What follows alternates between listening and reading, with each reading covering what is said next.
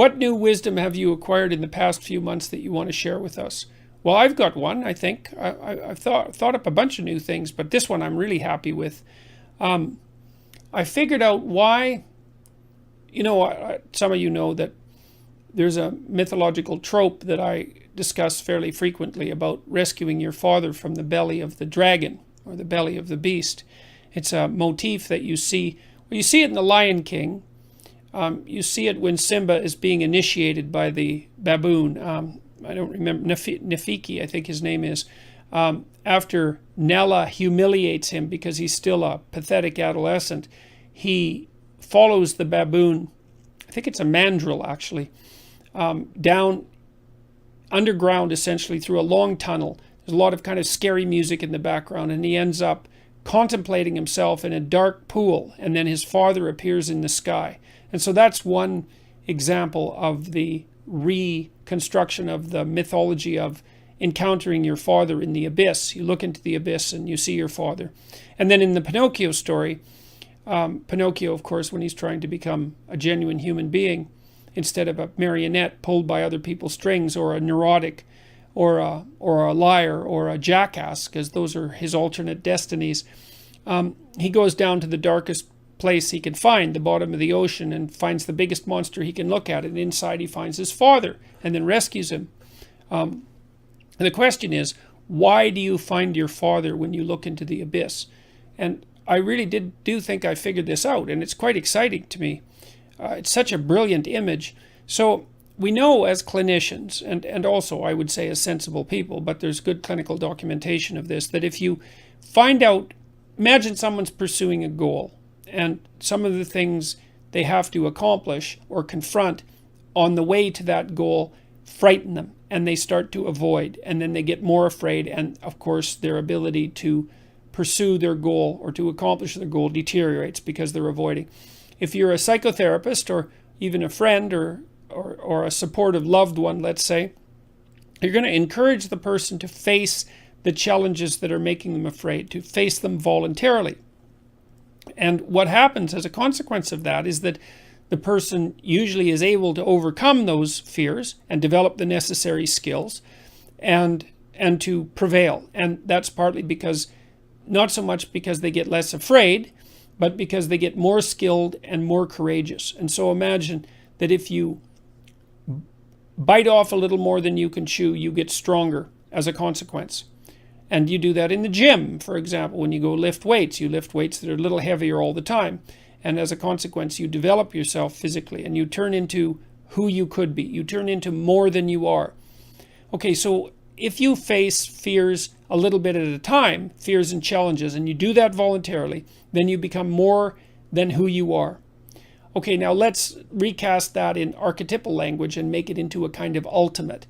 So if you want to become everything that you could be, then you look into the abyss itself, which is the darkest place that you can possibly contemplate. And that would be the terror of mortality and insanity and of suffering and of malevolence, all of those. It would be like looking into hell, I suppose, to some degree. And then by voluntarily doing that, then you call upon the strongest part of yourself to respond. And the strongest part of yourself is symbolized as the sleeping father nested inside the beast. And so the fundamental truth when you look into an abyss is that you don't see the abyss if you look long enough. It's like an answer to Nietzsche's conundrum. If you look long enough into an abyss, then the abyss looks into you. It's like, well, if you look long enough into an abyss, past when the abyss looks into you, you see who you could become in the form of the great ancestral figures nested inside the catastrophe of life. And then you can join them, so to speak. You can incorporate that and become stronger. And you do that partly by taking on the challenge voluntarily. And that informs you because you learn when you take on challenges voluntarily. But you also do that as a consequence of psychophysiological transformation, because when you place yourself in challenging situations, let's say the abyss is the archetype of the ultimately challenging situation, then you turn on new genes in your nervous system and in your body that code for new proteins, and you build new structures inside of you. And none of that's going to happen without the demand that's placed on you by willing to confront the full terror of life. And so then I would say the full terror of life is something like the reality of suffering and death, and the ever-present and the ever-looming presence of malevolence in your own heart and in the heart of other people. So it's evil and suffering. And to confront that is really, well, you risk blindness by confronting that. That's also a very old story. You risk damaging your vision. But if you do it forthrightly, then you discover who you could be as a consequence. And who you could be is the solution to malevolence and suffering. And so that just blew me away when I figured that out. It was partly a consequence of having lengthy discussions with Sam Harris and thinking this through more and more and being pushed to think it through. But I think that's an absolutely staggering, what would you call it? Articulating that image fully for me. I don't know if I've articulated it fully, but articulating it more fully really had a profound effect on me. I think it's such a brilliant conceptualization that inside the darkest place is the heroic ancestor whose identity you could incorporate. Perfect. It's perfect. And I really believe it's true. And what it does is it says that a human being is actually stronger than the greatest challenge that can be set before him or her. And that's really something. I also believe it's true. Doesn't matter how... The other thing that's so interesting about that is that it transforms pessimism into optimism. It's like, well, the world is a very dark place. It's full of suffering and it's full of malevolence. And it might even be so full of suffering and malevolence that a reasonable person could question the justification of its being, as Ivan Karamazov does in The Brothers Karamazov, which I would highly recommend, by the way. That's an absolutely great book, Dostoevsky. But the truth of the matter seems to be that if you face the pessimism full frontal, so to speak, then you find something in you that's strong enough to take it on. And that really says something about, what would you say, the relationship between human beings and divinity, I would say, because it takes something transcendent, of transcendent power, to be able to rise above the genuine suffering and malevolence of life. And I do think that we have that within us if we don't shy away from the challenge. So, there's in the story of King Arthur and the Holy Grail. So the Holy Grail is one of two things. It's a cup that either held the wine that Christ drank at the Last Supper, or that was used to catch his blood when he was speared on the cross. Either one. But it's the reservoir, let's say, of the fluid that eternally nourishes. It's something like that. And when you go to look for the Holy Grail, you don't know where to look because you don't know where the Holy Grail is. And so King Arthur and his knights, who all sit at a round table because they're essentially equals, each go off to find the Holy Grail, and each of them enters the forest to begin the quest at the place that looks darkest to him. And that's another example of the same idea.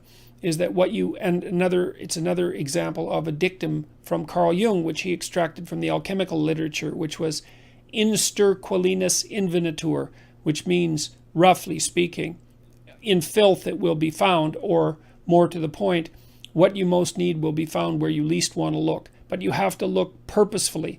If it chases you, you're prey. If you confront it, then you're the thing that can transcend it. And that's an unbelievably optimistic message, because it suggests that if you're willing to take on the burden of being with its suffering and malevolence, that you can awaken that which is within you that will allow you to prevail. And God only knows how deep an idea that is. It might be the deepest of ideas, because who knows what the limit of a human being is. So, well, that's some of the wisdom, so to speak, that I've acquired in the last few months. And there's quite a bit more too. But I'm going to write all this down and hopefully publish a bunch of it in my next book. I figured out a bunch about hierarchies too and how they function. And I've developed a whole new way of conceptualizing. One of the things I was arguing with Sam Harris was the relationship between facts and values, because Sam, and he has his reasons, would like to propose that we can derive values directly from facts. And he wants to do that because he wants to nail the world of values to something solid, so it doesn't float in air and get, let's say, what would you call it, hijacked by the fundamentalists, or dissolve into nihilism, and both of those are terrible ends for a hierarchy of value. So he wants to nail it to something more objective and less relativistic and less grounded in revealed truth. That removes it from the domain of fundamentalism. And so I can understand his point and why he wants to do that. But the problem is that it isn't easy to derive values from facts, because there's an infinite number of facts and by necessity a very finite number of values. In fact, most of the time when you're doing something, you're reducing the whole world to one value, and that value is encapsulated in whatever goal you happen to be pursuing at the moment, or whatever you're paying attention to, which is also a form of goal-directed pursuit.